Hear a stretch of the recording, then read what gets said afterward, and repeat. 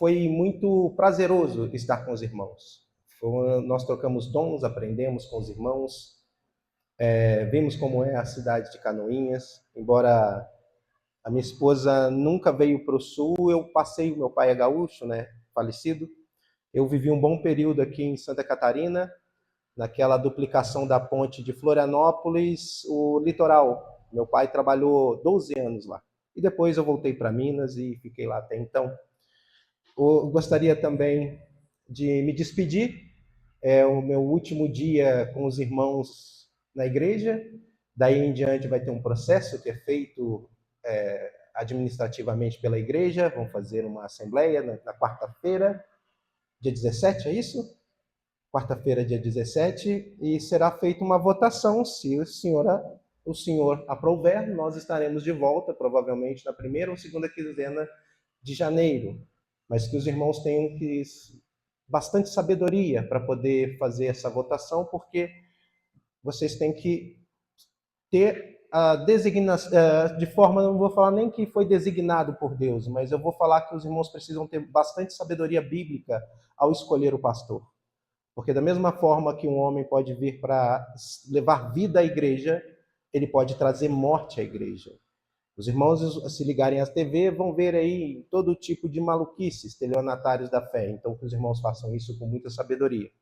Sem mais delongas, os irmãos podem me acompanhar na livro, na verdade, de Apocalipse.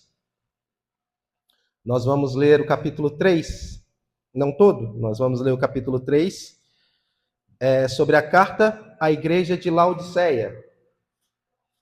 Uma curiosidade, né, só para os irmãos entenderem, aqui mais ou menos por volta do 80 depois de Cristo, o apóstolo João já estaria na ilha de Patmos, já estaria ali para os seus últimos dias. O Senhor então revela a ele a carta ou o livro de Apocalipse. Apocalipse para nós, né? Foi na tradução para o português. Em outras culturas vocês vão ver esse livro como Revelações. E nesse ponto, quando o Senhor revela a ele todos os dizeres aqui de Apocalipse, tudo que vai acontecer, que é o que se prepara para o fim, ele dá uma orientação a 7 igrejas. E o que nós vamos trabalhar aqui é a igreja de Laodiceia. E uma coisa interessante sobre a igreja de Laodiceia é que a igreja de Laodiceia era num lugar chamado Fenícia, e ela tinha como interposto comercial. Era uma igreja muito próspera. Vou trocar a palavra igreja para cidade. Era uma cidade muito próspera. Era uma cidade que era rica em tecido, era uma cidade que tinha uma questão bancária muito forte, tinha como recurso o ouro, tecidos e uma espécie de pasta que era um colírio. Então a medicina, a economia e a indústria de Laodiceia era muito forte. E nesse ponto, ela começou a crescer e ser uma espécie de um lugar que brilhava aos olhos do Império Romano. Mas agora vamos à leitura e depois nós vamos comentando para a gente entender o porquê de Jesus Cristo falar de tal forma a Laodiceia. Vamos à leitura, capítulo 3, versículo 14. Ao anjo da igreja em Laodiceia escreve: estas coisas diz o Amém, a testemunha fiel e verdadeira, o princípio da criação de Deus. Conheço as tuas obras, que nem és frio e nem quente. Quem dera fosse frio ou quente. Assim, porque és morno, e nem és quente nem frio, estou a ponto de vomitar-te da minha boca. Pois dizes, estou rico e abastado, e não preciso de coisa alguma. E nem sabes que tu é infeliz, sim, miserável, pobre, cego e nu. Aconselho-te que de mim compres ouro refinado pelo fogo, para te enriqueceres, vestiduras brancas para te vestires, a fim de que não seja manifesta a vergonha da tua nudez, e colírio para ungir os olhos, a fim de que vejas.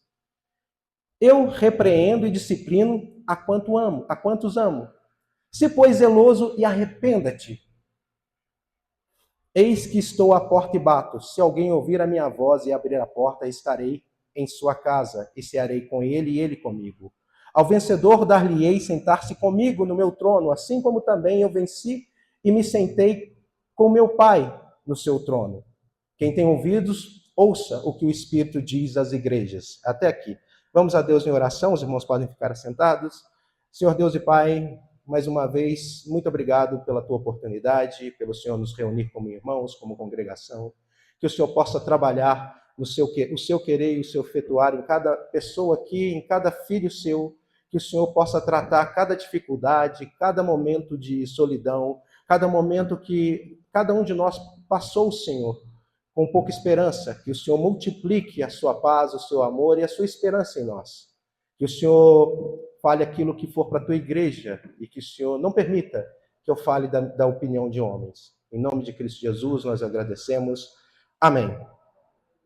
Então, continuando, esse foi o ponto. Então, Jesus Cristo, ele encaminha 7 mensagens a essas igrejas. Elas ficavam ali na Ásia Menor, onde é conhecido como Turquia. E a igreja de Laodiceia, ela não sofria falso ensino, não tinha falso ensino, não tinha falso mestre. Ela não sofria perseguição. Então, se ela não tinha falso ensino, então, teoricamente, a teologia era correta. Se não tinha perseguição, os cristãos não passavam por muitas necessidades. Mas tem um ponto que é a única igreja em Apocalipse que Jesus não faz nenhum elogio. Então, aos olhos humanos, era uma igreja teoricamente perfeita. Mas Jesus Cristo ele trata essa igreja da forma mais, vamos dizer assim, firme possível. Nós vamos ler versículo por versículo e vamos comentando. Então, eu vou comentar os porquês em cada versículo que o Senhor Jesus anunciar. Ao anjo da igreja em Laodiceia escreve. Aqui o primeiro ponto é que a tradução de anjo é mensageiro. Então, alguns irmãos vão ver alguns pastores falarem que eles são os anjos da igreja, como se fosse um ser iluminado, enviado para instruir a igreja. Não é isso. A tradução aqui poderia ser ao mensageiro da igreja em Laodiceia. O Senhor escreve. Estas coisas diz o Amém, a testemunha fiel e verdadeira, o princípio da criação de Deus. E aqui o Senhor chama para ele a responsabilidade. Quando ele diz um amém, a gente vai pegar aquela tradução do assim seja, mas é a verdade. É aquele que confirma tudo o que ele vai dizer agora. Ele é a testemunha fiel, a testemunha que não mente. Aquilo que ele tem para dizer sobre Laodiceia não pode ser colocado em questionamento, não pode ser colocado em dúvida. O que ele tem para dizer para Laodiceia é a pura e única verdade. E aqui ele continua, testemunha fiel e verdadeira. O princípio da criação de Deus, e não como um ser criado. Mas ele está dizendo, ele está parafraseando o que está em João capítulo 1. No princípio era o verbo estava com Deus, o verbo era Deus. Tudo foi feito por intermédio dele, e nada do que foi feito sem ele se fez. Ele está chamando para si a soberania da criação. Ele está dizendo assim, eu sou a testemunha fiel, eu sou Deus de Deus. Quem está falando com vocês é o próprio Deus, Jesus Cristo. É isso que ele está querendo dizer para Laodiceia, preparando o coração deles para o tipo de exortação que eles merecem nesse ponto, né? E ele continua, versículo 15. Conheço as tuas obras. E esse conheço é no sentido de... Quando eu falar essa expressão minha de falar no sentido, é que eu não vou usar para os irmãos a versão no grego, eu só vou falar a tradução. É o sentido de conhecimento entre marido e mulher. É o sentido de conhecer intimamente. Então, é o que ele está querendo dizer aqui para os irmãos em Laodiceia. Eu conheço intimamente o intuito das suas obras. Eu sei por que vocês fazem. E agora ele vai anunciar quais obras eram. Que nem és frio e nem quente. Quem dera fosse frio ou quente. E agora a primeira explicação por que ele está usando esse termo. Quando nós estudamos a Escritura, nós precisamos saber qual é o objetivo do escritor com aquele local. Por que ele usou a expressão frio e quente? Por que ele poderia dizer qualquer coisa, né? Preto e branco, amarelo e azul, mas ele quis dizer frio e quente, porque aquela cidade tinha uma característica que só eles, em Laodiceia, poderiam entender do que o Senhor Jesus está falando. Por isso que ele vai dizer que o que ele diz é verdade. Laodiceia tinha aquilo tudo de beleza, mas eles não tinham uma coisa muito importante, eles não tinham fonte natural de água. Então, da cidade de Colossos, se os irmãos se lembrarem da carta aos Colossenses, essa cidade, e de uma outra cidade chamada Hierópolis. vinha água para Laodiceia. De Hierápolis vinha água, que era águas termais, águas que serviam para utilizar em medicina, água quente. E de Colossos, que era uma cidade mais alta, vinha água fresca. Só que o problema do arqueduto daquela época, dos arquedutos daquela época, era o seguinte: não é igual hoje que a água fica, né, oculta debaixo da terra. Eles construíam como uma ponte e a água ficava em muitos aspectos exposta. Então vinha quilômetros com a água exposta. Então, quando a água ficava parada, paravam alguns animais e morriam alguns animais naquelas águas. Então, a água de Colossos, que era uma água fria, ela começava a perder a propriedade de ser uma boa água. Então, ficava uma água morna.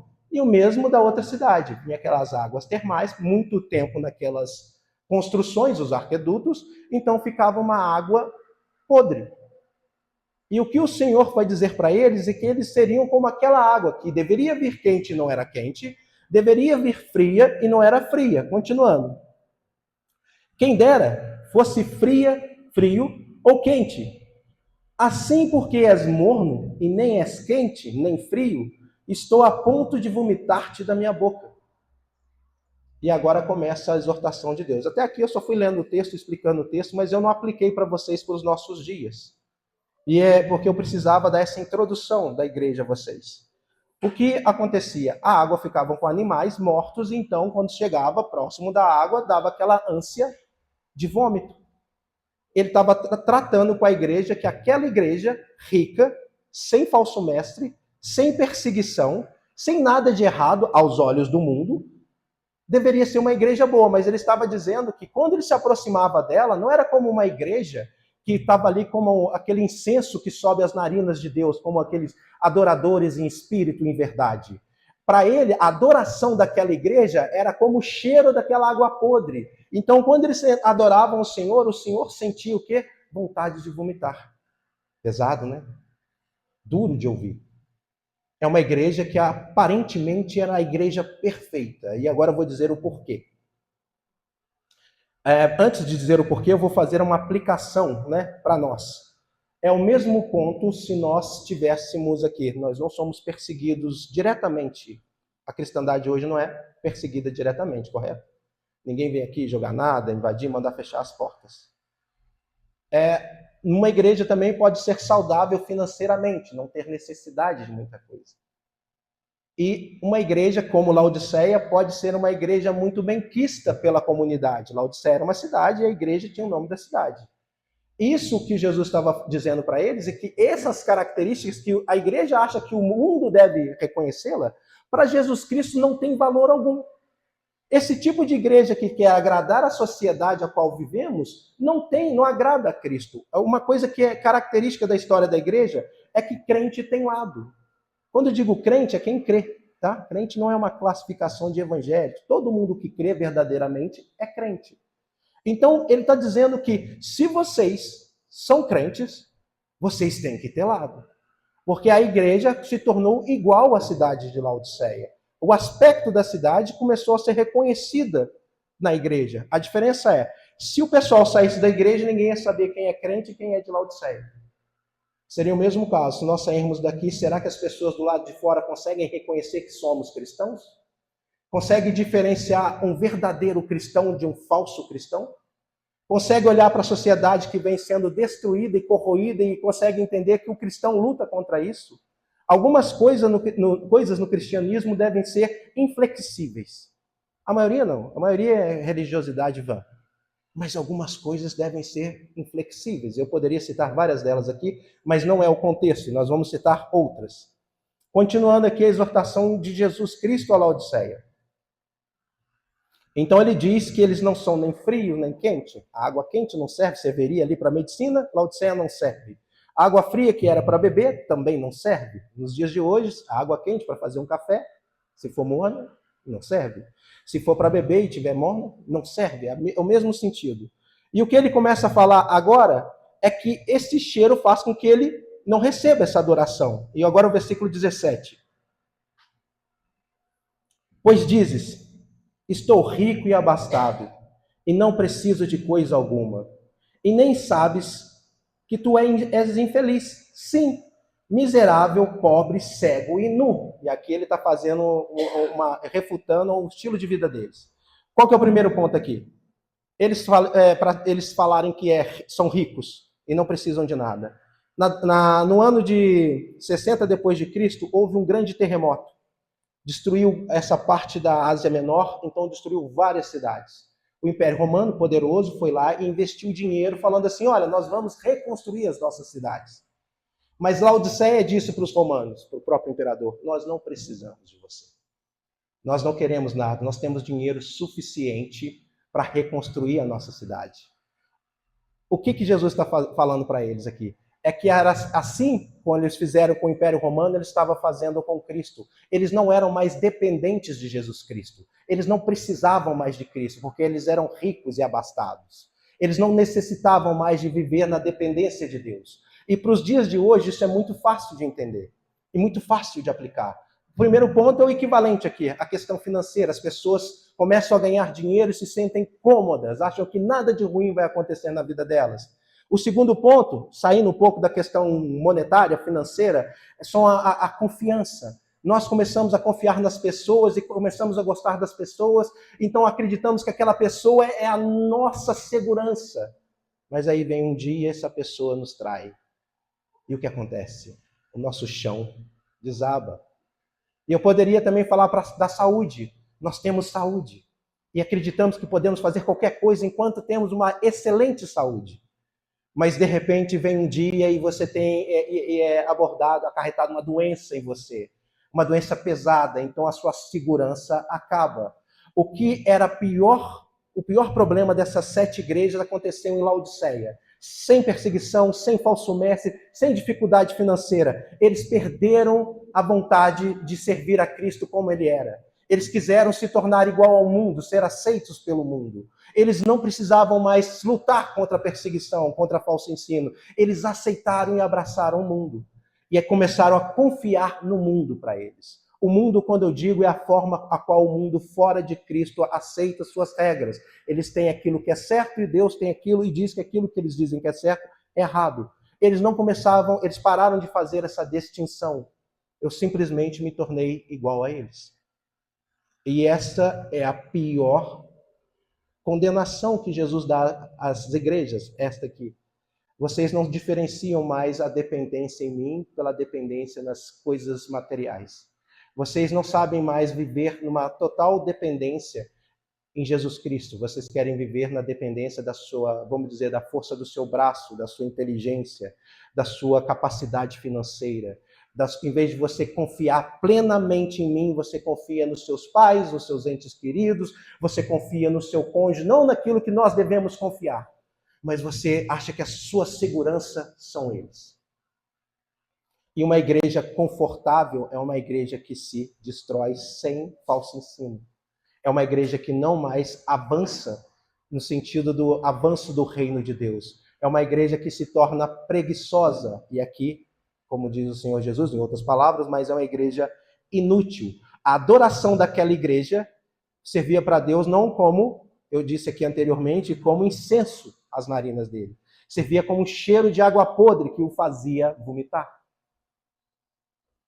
Dá para entender que a igreja não se trata só de teologia correta, não se trata só de questões financeiras, não se trata apenas de qualidade de vida. A igreja cristã é totalmente dependente de Cristo. Sem essa dependência, não é igreja cristã. Eu posso chamar de igreja cristã, mas não é. Continuando. Olha o que ele fala, versículo 18.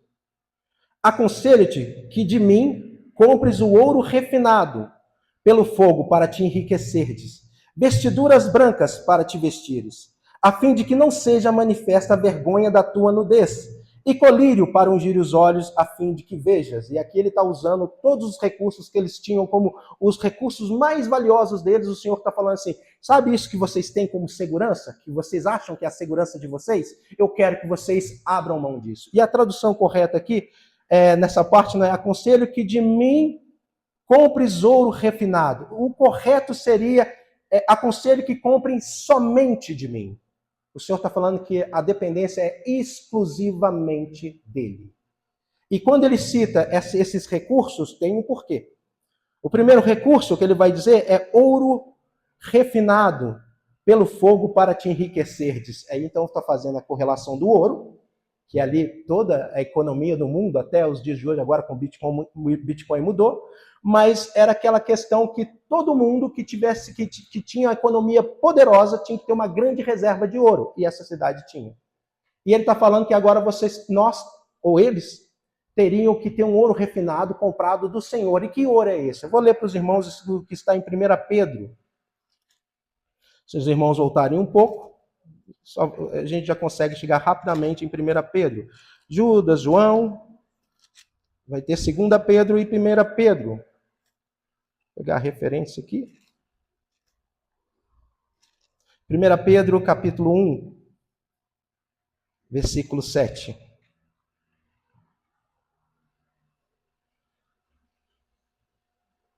Para que, uma vez confirmado o valor da vossa fé, e muito mais preciosa do que o ouro perecível, mesmo apurado por fogo, redunde em louvor, glória e honra na revelação de Jesus Cristo. Eu vou ler do 6 ao 7, que vai ter mais contexto. Nisto os resultais, voltando ao 6, né, do capítulo 1 de Pedro, versículos 6 e 7. Nisto os resultais, embora no presente, por breve tempo, se necessário, sejais contristados por várias provações, para que, uma vez confirmado o valor da vossa fé, muito mais preciosa do que o ouro perecível, mesmo apurado por fogo, redunde em louvor, glória e honra na revelação de Jesus Cristo. E o que eu disse anteriormente é que o cristão tem que ter lado. Ele está dizendo que provação não é sofrimento apenas. Provação é feito para transformar o cristão em algo mais resistente, para edificar a fé. Por algum tempo foi ensinado que provação, olha, eu estou passando por uma provação, é um sinal ruim. Mas este é o sinal que o Senhor ama você e é o sinal que Ele está usando dessa aprovação para te tornar um crente mais maduro. Ele está te tornando um crente mais edificado, mais próximo dele. A aprovação foi feita para que você se torne um cristão mais próximo do Senhor, mais de acordo com o que Ele quer. Então Ele está dizendo que esse fogo, aprovação, por isso que ele está falando, compre de mim, tenha lado, seja cristão. E se você for cristão, vai vir sobre você provação. É a realidade do cristianismo.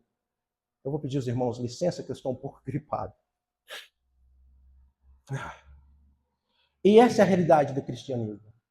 Esse é o ponto que o cristão ele desaprendeu. Eu vou ler para os irmãos também o que está em Tiago, que é a parte, na minha opinião, é uma das cartas que eu mais gosto.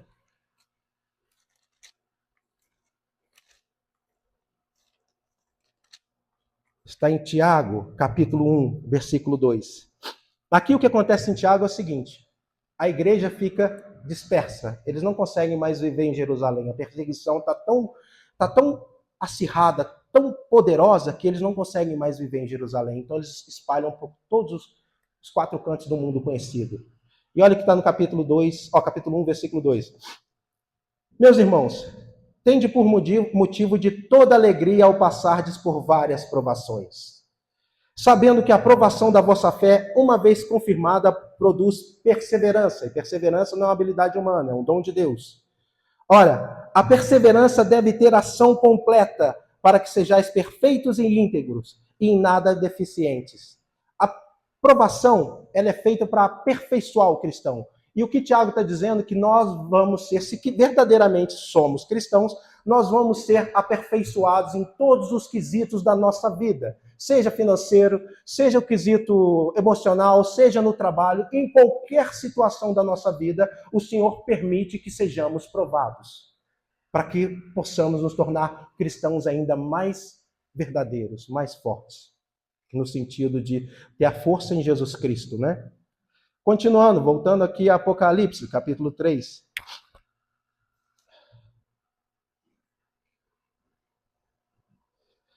Então, o primeiro ponto foi que ele disse que deveríamos comprar dele ouro refinado para enriquecer, vestiduras brancas para te vestires, a fim de que não sejais manifesta a vergonha da tua nudez. Uma das características daquela cidade é que eles tinham uma indústria têxtil muito forte, porque eles tinham uma espécie de lã que era uma lã negra que brilhava, dava um certo brilho. Então eles tinham uma túnica negra que era muito valorizada. E o Senhor faz aqui a correlação. Vocês não têm que ter um vestimento bonito comprado com recurso, só roupa. Eu quero, e essa roupa deixa eles nu, ou seja, vocês podem estar vestidos para a sociedade, mas diante de mim, a sua vergonha, o seu pecado os deixa nu. É isso que ele está querendo. Eles ficariam nus para o Senhor. Essa roupa para ele não servia para nada. Então ele diz, vocês precisam de vestes brancas. E quais vestes são essas? A justificação. Quando cremos em Jesus Cristo, nós somos justificados. É um termo jurídico e é bem difícil do nosso juridiquês, porque, de acordo com a justiça de Deus, a nossa justiça não permite o que o Senhor faz. Se eu cometer um crime, eu tenho que pagar pelo meu crime. O que Jesus faz é o seguinte, nós não somos justificados e inocentados. Nós somos absolvidos porque alguém paga o preço do seu pecado, do seu crime. Vamos supor que eu cheguei e cometi um crime contra o irmão Christian. Eu vou lá, fiz alguma coisa de errado. Então, eu peço perdão ao Christian. Essa é como se o Senhor Jesus, ao invés da ira de Deus cair sobre mim pelo meu pecado contra o irmão, o Senhor Jesus vira diante de Deus e fala assim, não, pode lançar sobre mim. Eu assumo a culpa e a dívida dele no lugar dele. Esse é o sacrifício de Cristo. Esse é o amor de Deus manifesto. Que não é um amor de simplesmente sentimentalismo. É um amor de ação.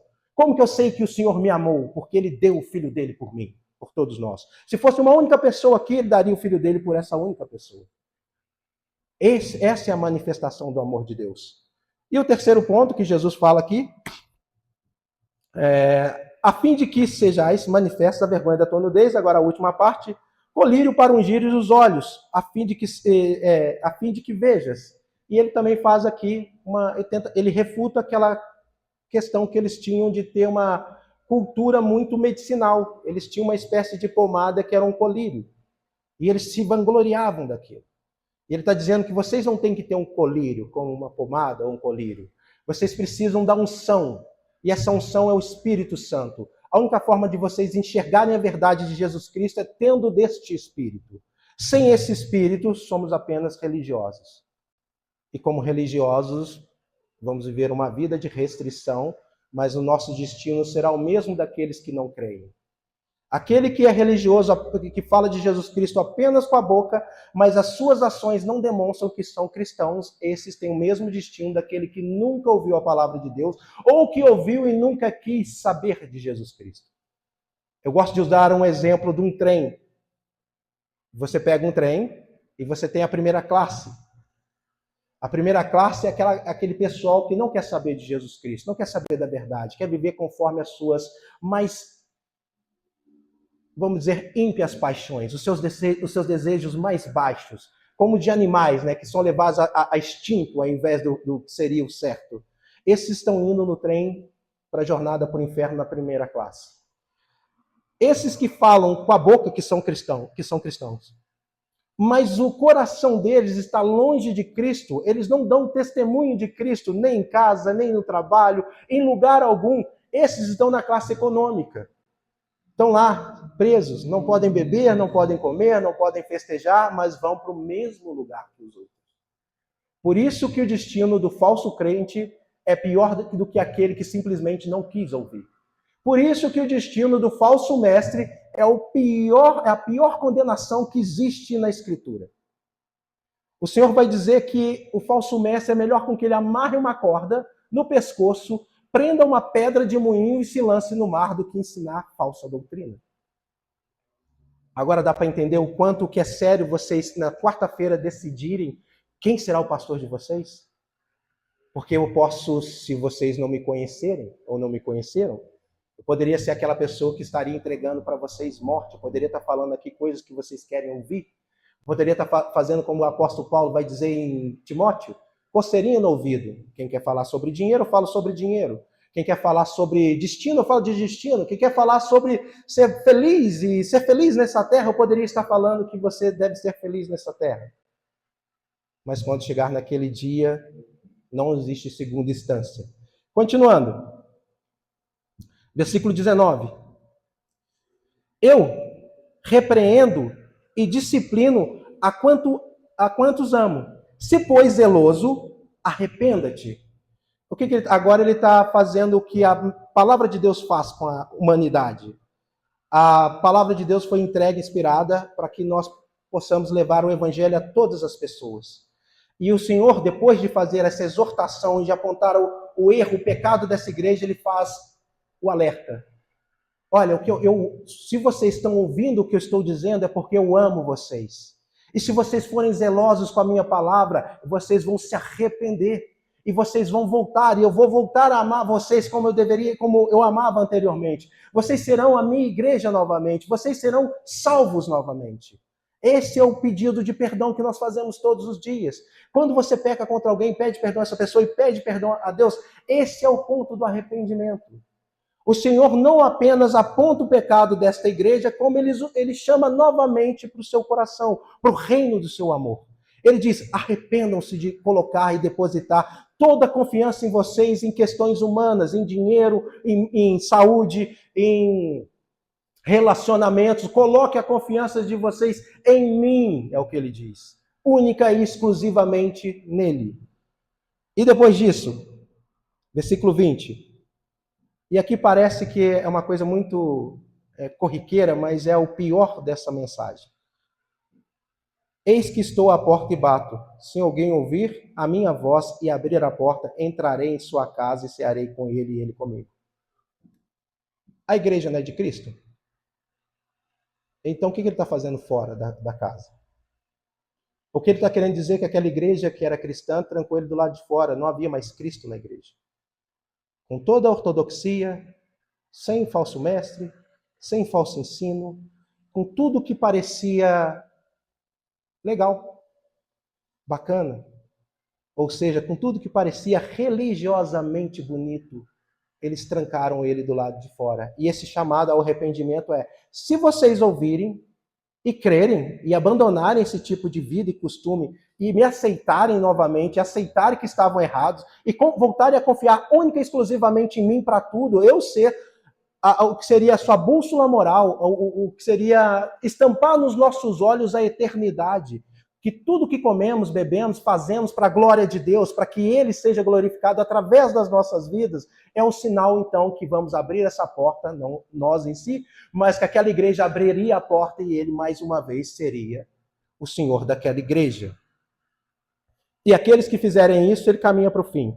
Ao vencedor, dar-lhe-ei sentar-se comigo no meu trono, assim como também eu venci e me sentei com meu Pai no seu trono. Quem tem ouvidos, ouça o que o Espírito diz à igreja. No versículo 21, eu quero que os irmãos me acompanhem em Mateus, aqueles que puderem. Mateus capítulo 19.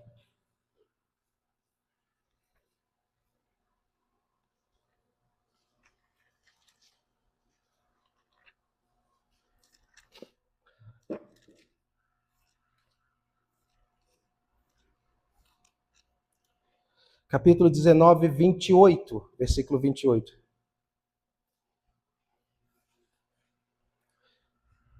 Jesus lhes respondeu, em verdade vos digo que vós, os que me seguistes, quando na regeneração o Filho do Homem se assenta no trono, no trono da sua glória, também vós assentarei em 12 tronos para julgar as 12 tribos de Israel. E todo aquele que tiver deixado casas, ou irmãos, ou irmãs, ou pai, ou mãe, aqui ele fala também mulher, ou filhos, ou campos, por causa do meu nome, receberá muitas vezes mais e herdará a vida eterna. Ele está aqui correlacionando a uma orientação que ele deu aos discípulos. O que ele está querendo dizer é o seguinte, se colocarmos aqui, foi a orientação mesmo para os discípulos, mas para nós, se colocarmos ele superior a todo o desejo que temos sobre relacionamento, sobre dinheiro, sobre profissão, colocar ele como a nossa bússola moral. O que eu estou dizendo, irmão, não é para os irmãos abandonarem isso, não. Tem gente que ensina a abandonar isso e viver só dentro da igreja. Não é isso, não. Não entendo assim. O que ele está dizendo é que tudo que você faz, seja no seu trabalho, na escola, no seu relacionamento, o alvo para agradar é o Senhor Jesus. E como eu posso dar esses exemplos? Se você é casado e ama, e a esposa, a Bíblia diz que você deve respeitar o seu marido. Se você é marido, a Bíblia diz que você deve amar a sua esposa. Se você é empregado, ele diz que você deve honrar o seu patrão, não dá para ele prejuízo. Se você é patrão, ele diz que também você não pode explorar aqueles que trabalham para você. Se você é filho, ele diz que você deve honrar seus pais, assim como honrar aqueles que governam a nossa cidade, aqueles que governam o mundo a qual vivemos. Nós devemos respeitar as leis a qual eles nos impuseram. Se ele diz que nós devemos colocar o cinto de segurança para dirigir, nós devemos colocar o cinto de segurança para dirigir.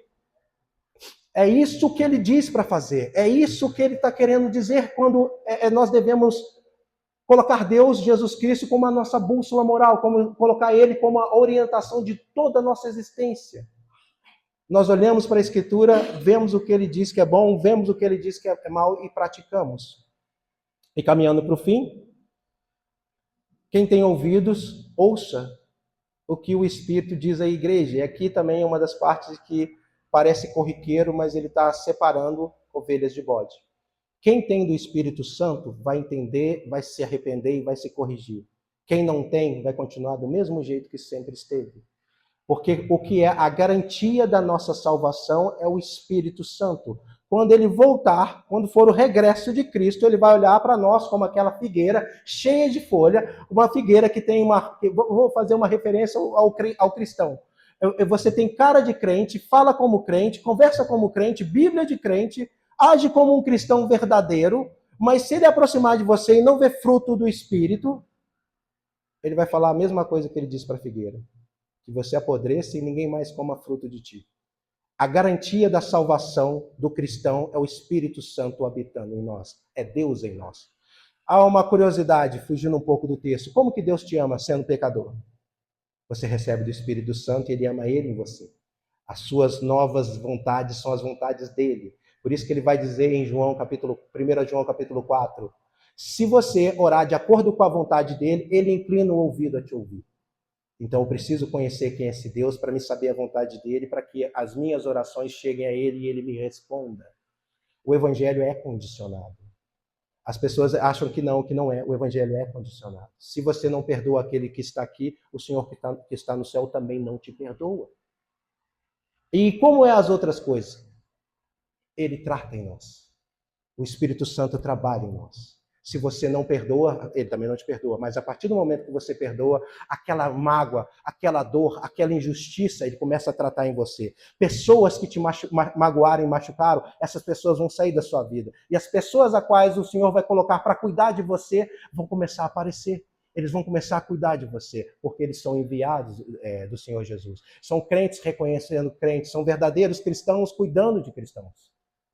E essa é a garantia da nossa salvação, o Espírito Santo que habita em nós. Agora, trazendo algumas reflexões para encerrar. O primeiro ponto é a primeira condenação. O Senhor não gosta e ele não recebe adoração religiosa como religiosos. Ele quer adoradores em espírito e verdade. Como é espírito e verdade? Se eu tenho do Espírito Santo, eu pratico a verdade a qual ele inspirou a escrever. Se eu tenho o Espírito Santo, eu olho para a Escritura e pratico de acordo com a Escritura. Como eu faço isso? O Senhor não manda a gente amar o nosso próximo como a nós mesmos? É assim que fazemos. Vamos fazer perfeitamente, irmãos? Não. Ele manda amar a Deus com tudo que nós somos, com todo entendimento, com toda nossa força. Nós conseguimos fazer isso plenamente? Não.